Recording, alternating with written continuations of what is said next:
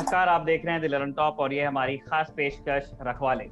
लंबे वक्त तक बैठकों तक महदूद रहा क्वाड का विचार आखिरकार असल दुनिया में साकार होता नजर आ रहा है। ऐसा इसीलिए कहा जा रहा है क्योंकि साल के अंत में होने वाले मालाबार युद्धाभ्यास के लिए ऑस्ट्रेलिया भी पहुंच रहा है। इसका मतलब अरब सागर और बंगाल की खाड़ी में साल के अंत में जो मालाबार अभ्यास होगा उसमें भारत, अमेरिका, जापान और ऑस्ट्रेलिया की नौसेनाएं साथ साथ युद्धाभ्यास करेंगी। यही चार देश मिलकर इंडो पैसिफिक रीजन में चीन के बढ़ते प्रभुत्व को चुनौती देने की बात कर रहे हैं और इस चार की चौकड़ी को कहा जाता है क्वाड्रिलैटरल सिक्योरिटी डायलॉग यानी क्वाड। लेकिन क्या मालाबार से आगे और उसके पीछे क्वाड का कोई असल ब्लूप्रिंट है जिसपे ये चार देश चलना चाहते हैं? और अगर ऐसा कोई ब्लूप्रिंट है तो ये भारत की रक्षा जरूरतों और चिंताओं को किस तरह पूरा करता है, इसी बारे में हम विचार करना चाहते हैं। इसी बारे में हम बात करना चाहते हैं हमारे दोनों रक्षा विशेषज्ञों से, संदीप उन्नीथन और शिव अरूर। बहुत बहुत स्वागत है आप दोनों। धन्यवाद। Thank you Nikhil. इस मेन मुद्दे पे, इस लीड स्टोरी पर हम जरूर आएंगे, लेकिन उससे पहले हम अपने दर्शकों को तीन छोटी छोटी सुर्खियां भी बताना चाहते हैं। पहली सुर्खी क्वाड के एक सदस्य से भारत की दोस्ती के बारे में है। भारत और अमेरिका के बीच जियो स्पेशल कोऑपरेशन के लिए basic exchange and cooperation agreement पर दस्तखत होने वाले हैं। संभावना है कि 26 और 27 अक्टूबर को दिल्ली में जो 2+2 डायलॉग होने वाला है दोनों देशों के बीच में, उस दौरान ये समझौता हो जाएगा। इस समझौते का क्या महत्व है, भारत को इससे क्या फायदा हो सकता है, ये जानेंगे। दूसरी सुर्खी दोबारा नौसेना से ही जुड़ी हुई हमारी लीड स्टोरी की तरह।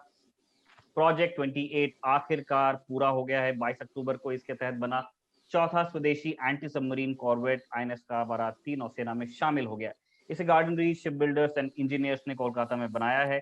P28 की क्या सक्सेस रही है, इसकी क्या सिग्निफिकेंस, इसकी क्या यूटिलिटी होगी हमारी सर्विसेज के लिए, इस पर बात करेंगे। और आखिरी सुर्खी है लद्दाख से।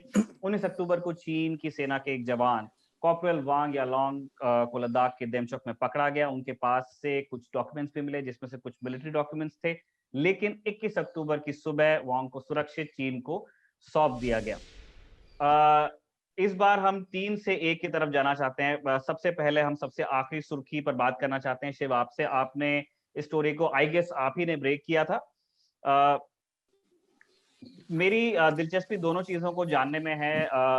इस बात को लेकर के थोड़ी कम जानकारी पब्लिकली अवेलेबल है कि वांग किस हालत में इंडियन फोर्सेस को मिले थे। पहली चीज वो, उन्हें किस तरह ट्रीट किया गया और ये क्या प्रोटोकॉल्स होते हैं जिसके तहत किसी एक देश के फौजी को वापस लौटाया जाता है जबकि दोनों देश ऑलमोस्ट एट वॉर हैं, मतलब एट ब्रिंक ऑफ वॉर हैं। तो हाँ निखिल, ये जो कॉर्पोरल वांग यालोंग जो था वो एक इलाके में मिला था जो वो सेना का के आसपास के इलाकों पे वो अकेला चल रहा था और एक पेट्रोलिंग पार्टी वहां गया था और वो दिख गया और उसको एप्रीहेंड कर दिया उन्होंने। और जैसे जैसे सबको पता है कि अभी एक तनाव का सिचुएशन है इंडिया चाइना के बीच में लद्दाख में, तो इसलिए ये एक काफी गंभीर सिचुएशन बन गया था। और ऐसा नहीं है कि पहले से ऐसा होता रहता है। एक सेक्शन ने एक प्रोजेक्ट किया है कि line of actual control exactly depict नहीं होने से के कारण काफी ये सब हो जाता है, लेकिन ये होता बिल्कुल नहीं है। बहुत सालों से ऐसा सिचुएशन कभी नहीं हुआ है, तो ये काफी गंभीर था। तो दो पॉसिबिलिटीज थे निखिल, जब ये एप्रीहेंड हुआ था ये कॉर्पोरल जो है, और वो काफी युवा सोल्जर थे और उनका नाम है कॉर्पोरल वांग यालोंग, शांसी एरिया से थे। उनके पास आईडी कार्ड था, डॉक्यूमेंट्स थे, कुछ सिविलियन डॉक्यूमेंट्स, कुछ मिलिट्री डॉक्यूमेंट्स भी थे और वो यूनिफॉर्म में था। तो दो पॉसिबिलिटीज थे जब ये हुआ था। एक कि जेन्युइनली ये एक सिचुएशन था जब ये जवान मिस्टेक से आ गया था, lost his way and cross the line of actual control. नहीं तो काफी कुछ क्या वो जासूस था, क्या एक स्पाइंग मिशन पे था, कुछ सैबोटाज मिशन पे था। ये सारे पॉसिबिलिटीज थे उस टाइम पे। तो जब ये होता है, आप समझ सकते हो कि जब सिचुएशन ऑलरेडी इतना टेंस है ईस्टर्न लद्दाख में, तो एक दुश्मन साइड का एक सोल्जर मिलना, आप समझ सकते हो कि कितना गंभीर सिचुएशन है। लेकिन भारतीय सेना तो बहुत प्रोफेशनल सेना है।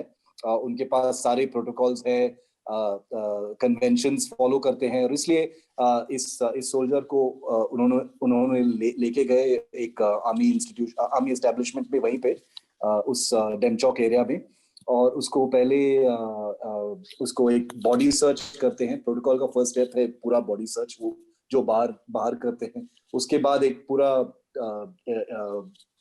इंटेरोगेशन ब्रीफ और इंटेलिजेंस इंटेरोगेशन भी होता है, तो दोनों हुआ था।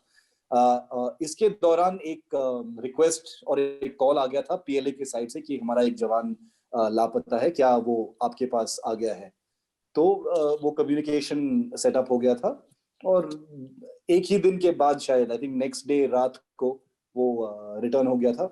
डेमचौक से चुशुल ले गए थे, और चुशुल मोल्डो पे ऑफिशियली पेपर वर्क सब कुछ तैयारी करके उसको वापस कर दिए थे। लेकिन मेरे सोर्सेज के मुताबिक ये एक बहुत ट्रिकी सिचुएशन था। दिल्ली से भी इंटेलिजेंस वालों के फोन आने लग गए थे, क्या इसको दिल्ली लेके आया जाए, वहां पे इंटरोगेट किया जाए, क्या एक मल्टी एजेंसी इंटरोगेशन करना चाहिए।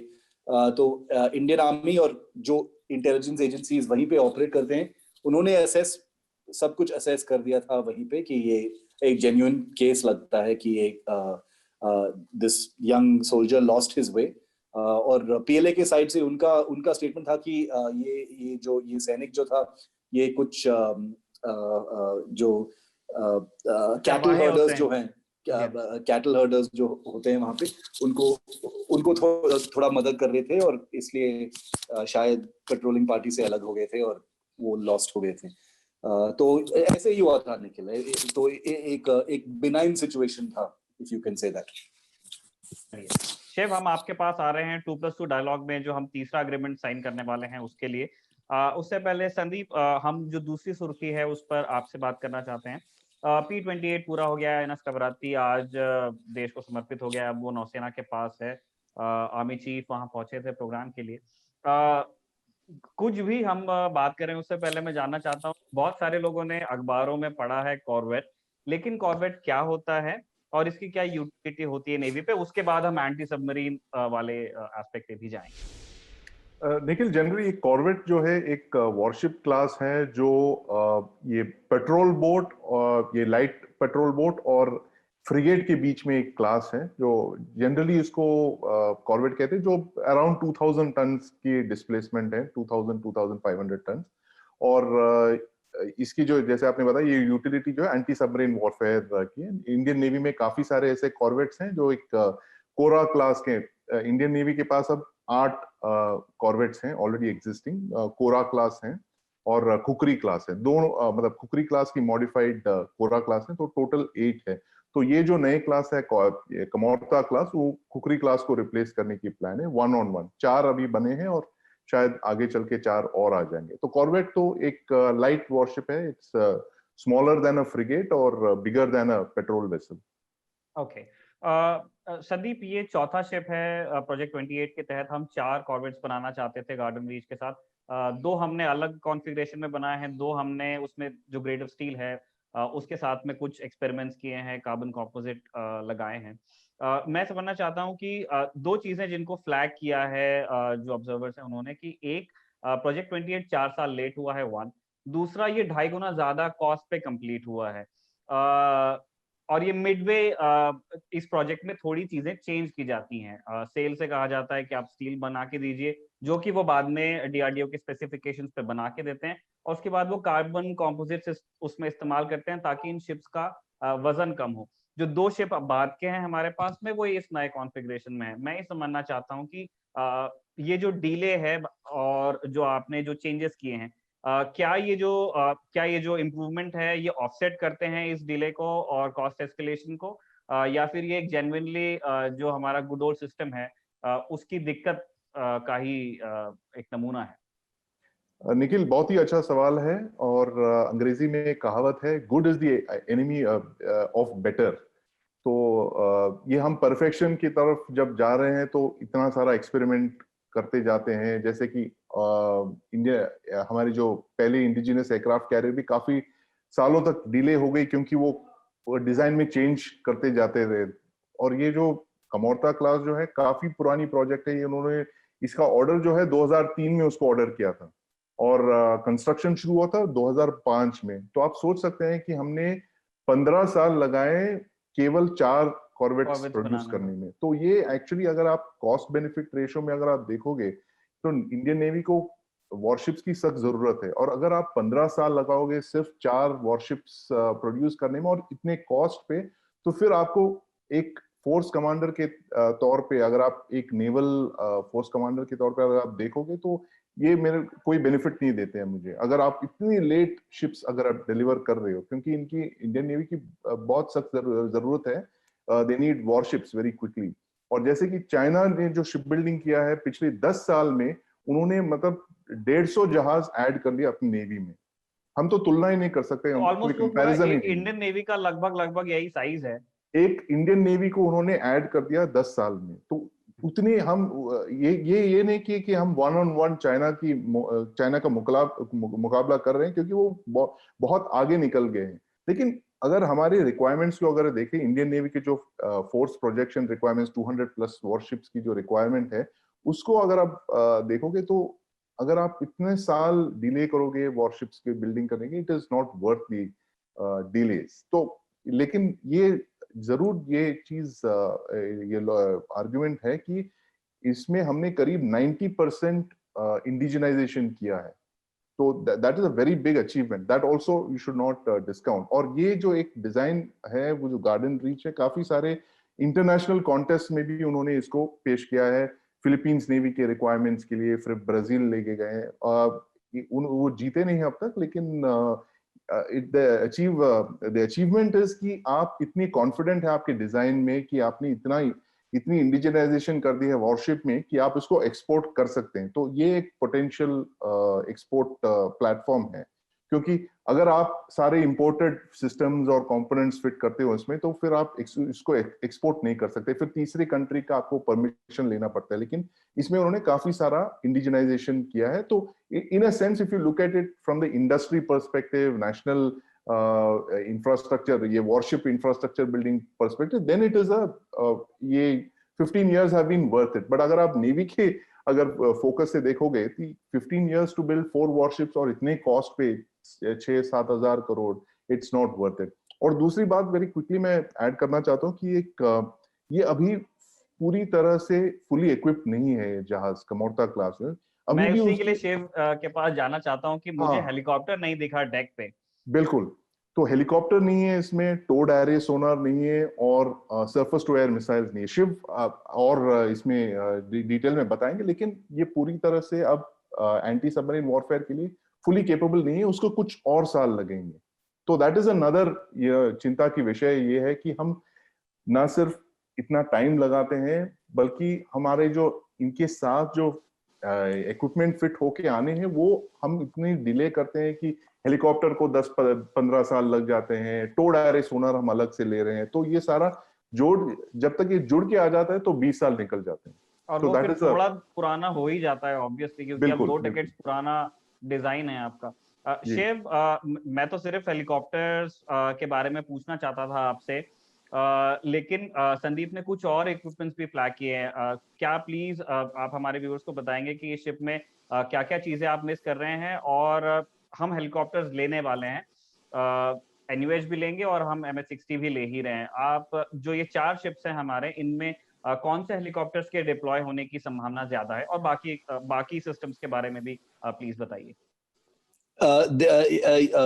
जैसे संदीप ने एब्सोल्युटली बिल्कुल सही बताया निखिल, कि perfection is the enemy of the good.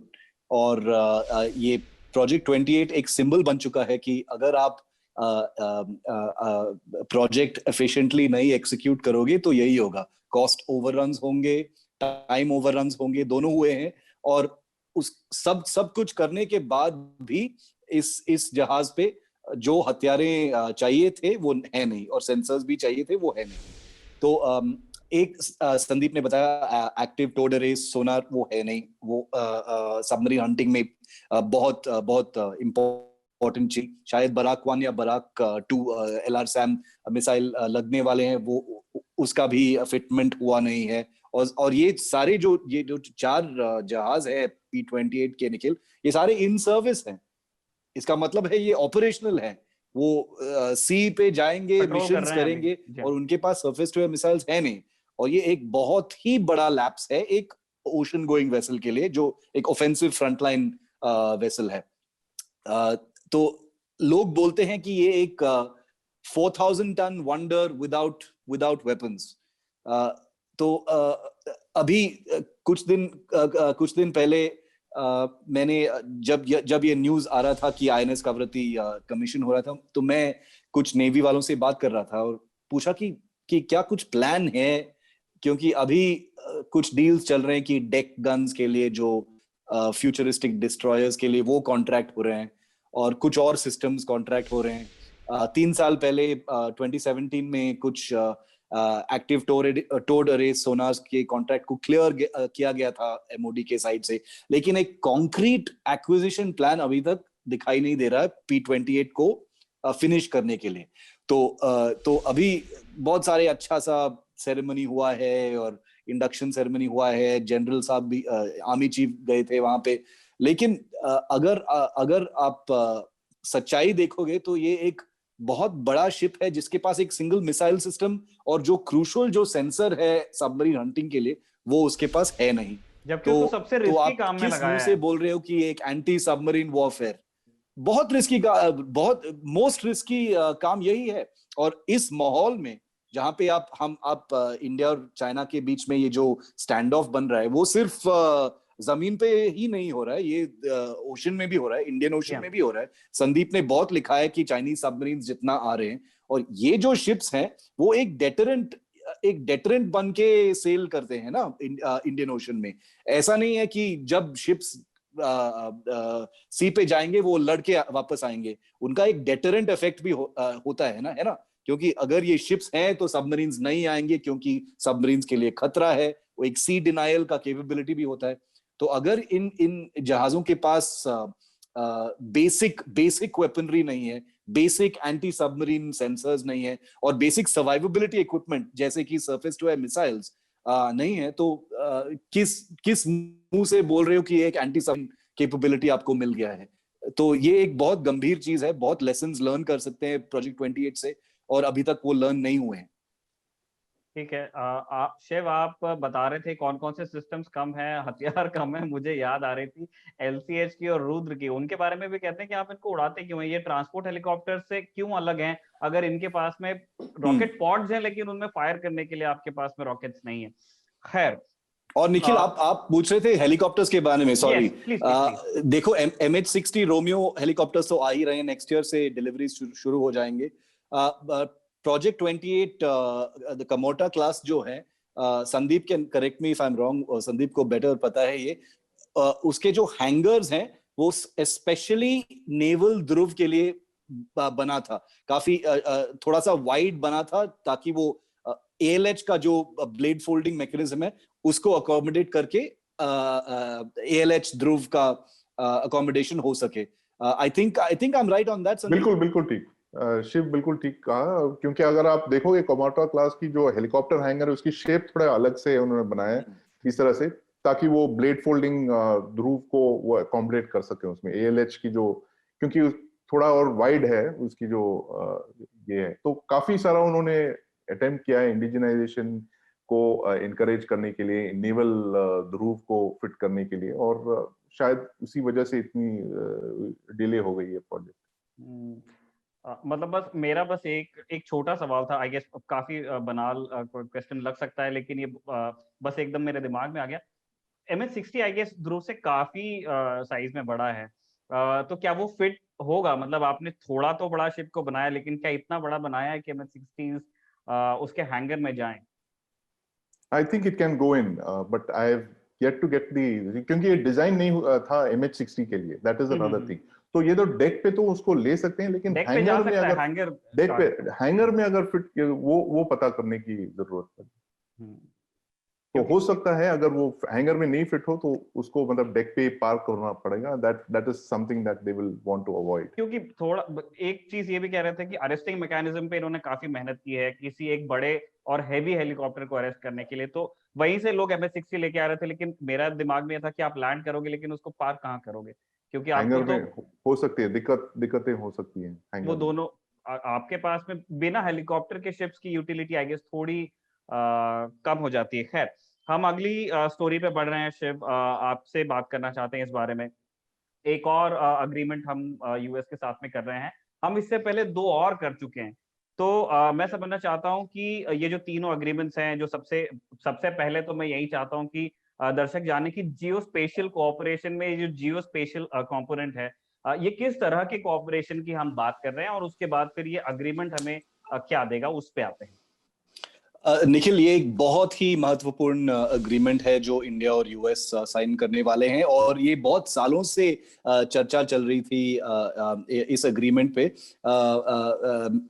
मुझे याद है कि जब जॉर्ज बुश प्रेसिडेंट थे तब से, जब next steps in the strategic partnership चल रहा था इंडिया और US के बीच में, तब से ये चर्चा चल रहा है कि ये जो 3 फाउंडेशनल कोऑपरेशन अग्रीमेंट्स हैं मिलिट्री और ड्यूअल यूज स्फीयर में, वो अभी तक वो हुए नहीं थे, और वो फेजेस में हुए हैं। पहले था वो लेमोआ जो था वो लॉजिस्टिक्स सपोर्ट एग्रीमेंट, उसके बाद था कॉमकासा जो कम्युनिकेशन सपोर्ट एग्रीमेंट था। वो दो एग्रीमेंट काफी बेसिक हैं। लॉजिस्टिक सपोर्ट का मतलब है कि इंडिया और US के मिलिट्रीज जो हैं वो लॉजिस्टिकली सपोर्ट कर सकते हैं to each other, fuel supply, spare parts, अगर उनका जहाज यहाँ आएगा तो रिफ्यूल कर सकता है।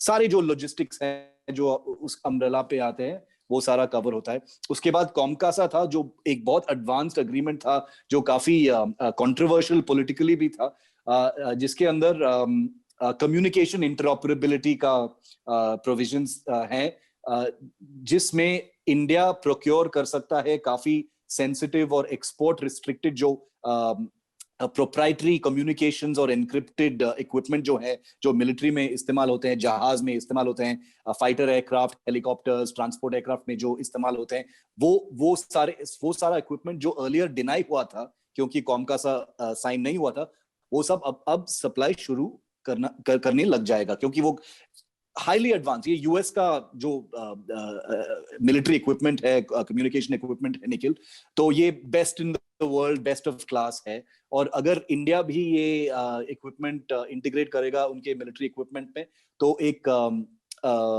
कॉमनैलिटी, ease of interoperability हो जाता है। Two countries can talk to each other much better in an operational setting। और अभी हम मलबार के बारे में बात कर रहे हैं, क्वाड के बारे में बात कर रहे हैं, तो उसके लिए बहुत काम आएगा। तीसरा जो अभी जो तीसरा अग्रीमेंट जो है, समझौता जो है, जो अभी साइन होगा, वो है बेका, which is about geospatial intelligence and coordinates। ये भी एक काफी इम्पोर्टेंट और वेरी सीरियस एग्रीमेंट है, जिसमें मैं काफी कॉम्प्लिकेटेड है। मैं कुछ सिंपल लेवल में मिलिट्री की तरफ से मैं बताऊंगा कि जो जियोस्पेशियल एसेट्स, जो अर्थ स्पेसिफिक पिन पॉइंट एक्यूरेसी को लेके, सैटेलाइट से लेके बाकी सारे जो US के सेंसर्स हैं इन द स्काई, वो सारा कोलेट करके जो एक्यूरेसी US को मिलता है फॉर टारगेटिंग पर्पसेस या पिन पॉइंटिंग, लोकेशन को पिन पॉइंट करना कहीं पे भी धरती पर, वो US का बेस्ट है, बाय फार बेस्ट है, और किसी के पास नजदीक भी नहीं आता है उस लेवल का जो एक्यूरेसी है। और अगर इंडिया को उस इंटेलिजेंस और उस जियोस्पेशियल डेटा को टैप करना था, तो ये अग्रीमेंट की जरूरत थी, और बहुत सालों से ये बेका का पोस्टपोन होता गया। एक अटेम्प्ट किया गया था कि थोड़ा डाइल्यूट कर लो, क्योंकि ये इंडिया को का सॉवरेनिटी को अफेक्ट करेगा, क्योंकि हमको भी डेटा देना पड़ेगा इस अग्रीमेंट के अंदर। तो अब ये अग्रीमेंट बिल्कुल फाइनल है। तो ये टारगेटिंग में, लोकेशन स्पेसिफिक डेटा में, रियल टाइम इंटेलिजेंस जो है मॉडर्न बैटलफील्ड और डिजिटल बैटलफील्ड में, इसमें बहुत काम आएगा निखिल। ठीक है, थैंक यू शिव। इससे जुड़ा एक सवाल जरूर है, लेकिन मैं उसको जो हमारी लीड स्टोरी है क्वाड, उसके साथ मैं पूछना चाहता हूँ कि मतलब मेरी चिंता इस बात की है कि हम लोग बिल्कुल हम समझौते पे समझौते किए जा रहे हैं, और अच्छी बात है जब हम इस तरह के मल्टीलैटरल ट्रीटीज का हिस्सा बनते हैं, लेकिन इसका कितना फायदा हमें पहुंचता है। संदीप, क्वाड के विचार पर हम पहले भी बात कर चुके हैं अपने रखवाले के पिछले एपिसोड्स में, और आपने तब बताया था कि ये 2007 से इसका विचार आता है, लेकिन ऑस्ट्रेलिया पहले बहुत ज्यादा इंटरेस्ट नहीं लेता है क्योंकि उनपे चाइना का प्रेशर रहता है। लेकिन अब जाकर के हमने भी उन्हें बुलाया है, वो भी आने के लिए अग्री कर गए हैं।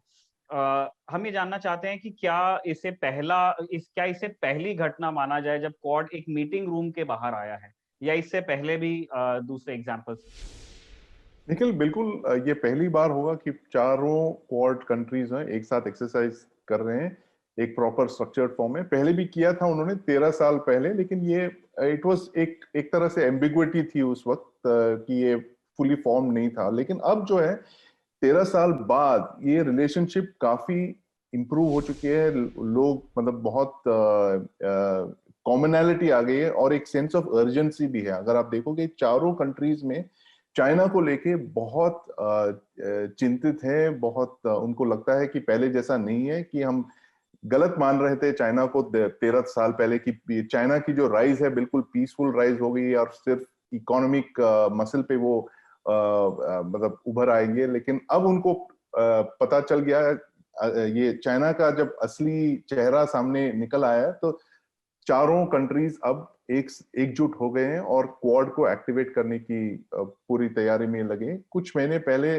बात चल रही थी, लेकिन अब इस साल खास करके 2020 में जब चाइना की जो हरकतें हुई है बॉर्डर्स, अपने मैरीटाइम बॉर्डर्स पे या फिर हिमालयस पे हमारे लाइन ऑफ एक्चुअल कंट्रोल पे, इसको मद्देनजर रखते हुए ये चारों कंट्रीज ने अब तय कर लिया है कि हमें इसे आगे लेना ही पड़ेगा और कोई चारा नहीं है। नहीं तो फिर कल चाइना एम्बोल्डन होके और भी कुछ बहुत सारे मेजर्स ले सकते हैं। तो एक तरह से एक जॉइंट एक्शन ग्रुप की तरह वो आगे आ गए। सवाल सिर्फ ये रहता है कि अगर हम इसे एक फॉर्मल स्ट्रक्चर के तौर पे अब देख सकते हैं, आगे चल के क्या हर साल इस तरह के एक्सरसाइजेस होंगे, क्या ये सिर्फ नेवल स्फीयर में होंगे या फिर मैरीटाइम मतलब ये एयरफोर्स और नेवल आर्मी एलिमेंट्स भी होंगे, बाकी जॉइंट दोनों एलिमेंट्स सर्विसेज में भी होंगे।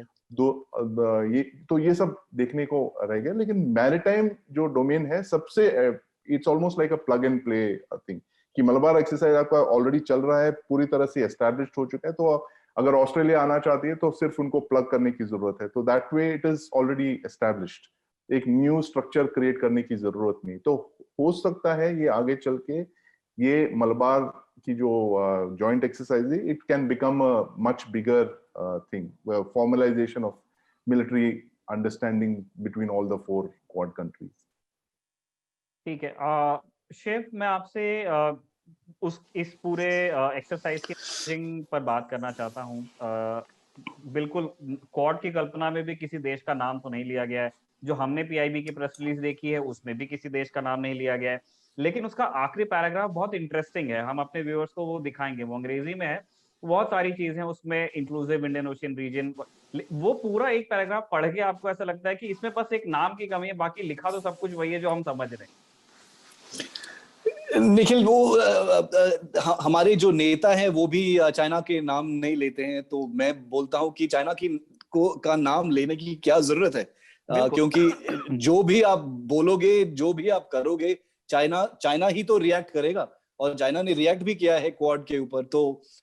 तो मैं मानता हूं कि चाइना का नाम लेना एक रिडंडेंसी बन गया है, क्योंकि पूरी दुनिया के जो समस्याएं हैं वो सारे चाइना सेंट्रिक ही हैं। तो अगर हम अब मिलिट्री अलायंसेस के बारे में बात करेंगे, या वैक्सीन के बारे में बात करेंगे, या कुछ और के बारे में बात करेंगे, वो चाइना सेंट्रिक है। जैसे आप आतंकवादी टेररिज्म के बारे में बात करेंगे तो पाकिस्तान सेंट्रिक होगा। तो अगर सारे जो स्ट्रेटेजिक प्रॉब्लम्स जो हैं, मिलिट्री इश्यूज जो हैं, वो सारे चाइना सेंट्रिक ही हैं। तो बिल्कुल मैं मानता हूं कि क्वाड का जो स्ट्रक्चर है, वो जो लास्ट पैराग्राफ है, जिसमें जैसे आपने बताया कि मतलब काफी हंसी आती है कि चाइना का नाम नहीं लिया है उस डॉक्यूमेंट में। लेकिन देखो, ये क्वाड एक बहुत ही it has taken its time to come. बहुत सालों से ये प्लानिंग में था, और अभी जो स्थिति है दुनिया में, एक तरफ से पैंडेमिक जो है, दूसरी तरफ से चाइना का जो हॉस्टाइल एक्शंस, उनका जो ट्रेनिंग मोबिलाइजेशन जो है शी जिनपिंग का, जिसमें वो एक्चुअली एक ट्रेनिंग वॉर गेम कर रहे हैं एक रियल वर्ल्ड सिचुएशन में, ताइवान के साथ, साउथ चाइना सी में, यूएस के साथ, इंडिया के साथ, लद्दाख में। ये सारा जो एक टेस्ट जो हो रहा है, ये एक क्वाड के लिए भी एक इम्पिटस बन चुका है, एक इम्पेरेटिव बन चुका है, एक कंपल्शन बन चुका है कि अभी हम और कुछ डिले नहीं कर सकते हैं। ये जो चाइना ने जो लास्ट 1 ईयर में जो किया है, बी इट अग्रेसिव मैनूवर्स या डिप्लोमेटिक एक्शंस, या पाकिस्तान के साथ जो किया है, कोरोना वायरस को लेकर जो किया है, ये सब अगर आप एक कंबाइंड दृष्टि से देखोगे तो चाइना एक बहुत बड़ा दुनिया के लिए एक बहुत ही बड़ा थ्रेट है। तो इसलिए जो बहुत धीरे से जो क्वाड का जो फॉर्मुलेशन हो रहा था इतने सालों से, ऑस्ट्रेलिया को बुलाएं कि नहीं बुलाएं, चाइना क्या कहेगा, ऑस्ट्रेलिया आएगा एक ऑब्जर्वर के स्टेटस में या नहीं आएंगे, चाइना क्या बोलेगा, वो जो चाइना क्या सोचेगा, चाइना क्या बोलेगा, वो तो खिड़की के बाहर चला गया है। वो जो थॉट प्रोसेस जो था इंडिया में, वो तो चला गया अभी, और आगे देखा जाएगा कि कैसे होता है, क्योंकि ये एक बहुत ही इंपॉर्टेंट वॉर गेम है मलबार, जो ऑलरेडी संदीप और मैं दोनों ने मलबार एक्सरसाइजेस कवर किए हैं। ये ऑलरेडी काफी कॉम्प्लिकेटेड एक्सरसाइजेस हैं, और जैसे संदीप ने बताया, ऑस्ट्रेलिया बिल्कुल एक प्लग इन करेंगे, उनका नेवी अभी प्लग इन करेंगे, और जो मनूवर्स हैं, जो एक्सचेंजेस हैं, जो इंटरऑपरेबिलिटी, जो साथ में काम करने का जो लेवल अचीव किया है इन इंडिया, यूएस और जापान ने अभी तक, वो नौसेना नेवीज ने, वो एक ऑलमोस्ट एक मिलिट्री अलायंस के लेवल पे है। हम मिलिट्री अलायंस नहीं बोल सकते क्योंकि वो भी एक सेंसिटिव चीज है रीजन में, लेकिन जो कॉम्प्लेक्सिटी और जो सोफिस्टिकेशन है ये साथ में काम करने का जो अचीव हुआ है, वो ऑलमोस्ट मिलिट्री अलायंस के लेवल पर आ चुका है, और अब ऑस्ट्रेलिया उसमें जुट जाएगा निखिल। तो यही है क्वाड और यही है मलबार। अच्छा शिव, आपने बहुत अच्छे से बताया, लेकिन जो हमारे दर्शक उतने फेमिलियर नहीं है इन सारी टर्मिनोलॉजीज के साथ में, क्या आप एक सिनेरियो दे करके थोड़ा बता सकते हैं कि जब ये एक्सरसाइजेस होती हैं तो जो चारों नेवीज हैं, अब पहले 3 करती थी, अब 4 हो रहे हैं, ये कैसे एक साथ ऑपरेट करते हैं, एक दूसरे से ये क्या सीखते हैं, किस तरह के वॉर गेम्स होते हैं?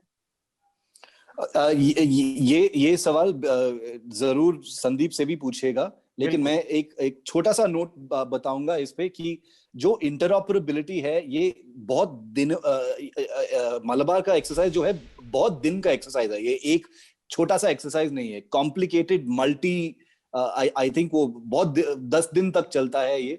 और जब हम एक्सरसाइज बोलते हैं तो मन में ये एक पिक्चर आता है कि जहाज नजदीक आते हैं और मनूवर करते हैं और ये सब होता है। वो सिर्फ एक साइड का एक्सरसाइज का एक साइड है। जो और भी महत्वपूर्ण है इन एक्सरसाइजों में है इंटरऑपरेबिलिटी, मतलब कम्युनिकेशन प्रोटोकॉल्स जो हैं, स्टैंडर्ड ऑपरेटिंग प्रोसीजर्स जो हैं to respond to a threat. अगर एक सबमरीन का थ्रेट है तो जॉइंट रिस्पॉन्स कैसा होगा। अगर एक सी डिनायल थ्रेट है, अगर चाइना ने उनके जहाजों को लेकर एक ब्लॉकेड करा है साउथ चाइना सी में, तो अगर इंडियन और ऑस्ट्रेलियन शिप्स है वहां पे, तो दोनों जॉइंटली कैसे रिस्पॉन्ड करेंगे। तो वो जो प्रोटोकॉल्स जो बन चुके हैं इन नेवीज के बीच में, वो सारे टेस्ट होते हैं निखिल। और वो जो दिखाई देता है, वो बहुत सुंदर से जो तस्वीर आते हैं मलबार के बाद, सारे जहाज जो एक फॉर्मेशन में सेल कर रहे हैं, वो सिर्फ एक सिंबल है। वो सिर्फ एक सिंबल है, क्योंकि वो कैप्चर करता है कि ये सारे नेवीज पार्टिसिपेट कर रहे हैं। लेकिन जो असली मीट ऑफ द एक्सरसाइज जो है, वो दिखाई नहीं देता है। वो कम्युनिकेशंस में होता है, वो cross deck landings of helicopters में होता है, intelligence sharing, real time target information जो है, जो इलेक्ट्रोमैग्नेटिक स्पेक्ट्रम में है, वो सब उस सिचुएशन में होता है। संदीप, आप ऐड करना चाहेंगे इसमें? हाँ बिल्कुल निखिल, जो शिव ने बहुत बढ़िया तरह से इसको एक्सप्लेन किया है, और जैसे उन्होंने कहा कि सबसे महत्वपूर्ण जो एस्पेक्ट है इसका है ये कम्युनिकेशंस है, कम्युनिकेशंस और इंटेलिजेंस शेयरिंग है। क्योंकि जैसे हम पिक्चर्स में देखते हैं जहाज एक साथ सेल कर रहे हैं, but that is for the convenience of the photograph. Exercise के दौरान तो शिप तो काफी हंड्रेड्स ऑफ माइल्स अवे वो ऑपरेट करते हैं, वो बिना बिना लाइन ऑफ साइट के।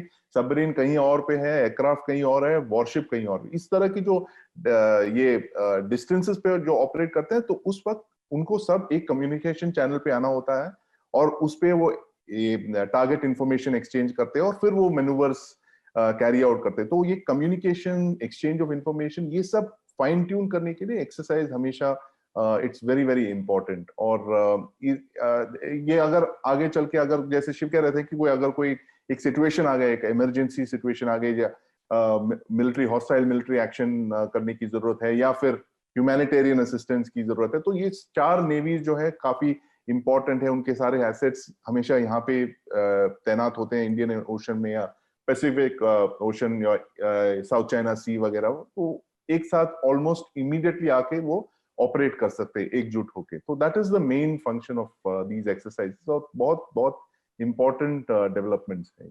अच्छा, संदीप, एक आखिरी सवाल जो क्वाड को लेकर के मेरे दिमाग में था, जो मैंने हम यूएस वाले एग्रीमेंट्स में भी यही सवाल पूछना चाहते थे, लेकिन हमने उसको यहाँ के लिए रखा।